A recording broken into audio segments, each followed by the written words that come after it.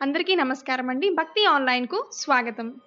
వినాయకుడు ఎన్నో ప్రత్యేకతలు ఉన్న దేవుడు. పిల్లల దేవుడు, చదువుల దేవుడు, కుడుము ఇస్తే వరాలు ఇచ్చే భోళామూర్తి. గరిక పూజలకే సంబరపడే మంచి దేవుడు. వినాయక చవితి వచ్చే కాలంలో నేలతల్లి తొలకరితో పులకించి పచ్చపచ్చగా ఉంటుంది. గరిక పచ్చలతో డొంకలు తివాచీ పరిచినట్టుగా ఉంటుంది.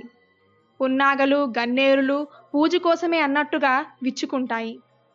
వినాయకుణ్ణి అర్చించే 21 రకాల పత్రిలోనూ ఔషధ గుణాలు ఉన్నాయి.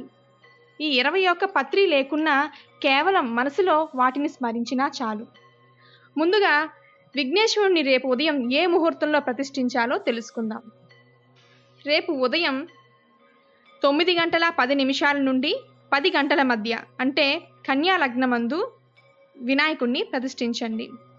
కన్యా లగ్నంలోనే ఎందుకు ప్రతిష్ఠించాలంటే వినాయకుడు కన్యా లగ్నంలో హస్త నక్షత్రంలో పుట్టారు. అందువలన కన్యా లగ్నంలో మనం ప్రతిష్ఠించాలి.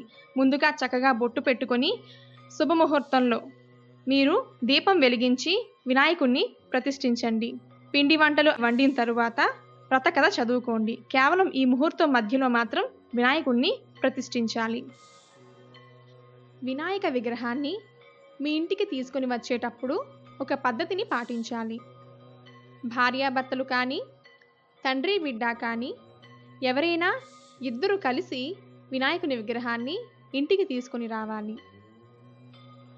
అలాగే విగ్రహం తెచ్చిన తర్వాత విగ్రహాన్ని బయటే ఉంచి ముందుగా ఒక ప్లేట్లో బియ్యం వేసి సిద్ధం చేసుకొని ఉంచుకోవాలి. తరువాత ఆ విగ్రహాన్ని ఆ బియ్యంపై పెట్టి హారతి ఇచ్చి అప్పుడు మీ ఇంట్లోనికి విగ్రహాన్ని తీసుకుని రావాలి. ముఖ్య గమనిక, ఈరోజు సాయంత్రం 4 గంటల 46 నిమిషాల నుండి చవితి ప్రవేశిస్తుంది. అందువలన ఈరోజు రేపు కూడా చంద్రుణ్ణి చూడవద్దు. ఒకవేళ చూస్తే రేపు వినాయకుని పూజలో ఉన్న అక్షింతలు మీ తలపై వేసుకోండి. నీలాప నిందలు కలుగవు. నమస్కారం. వినాయకుని వ్రతకథ కోసం భక్తి ఆన్‌లైన్‌ను చూడండి.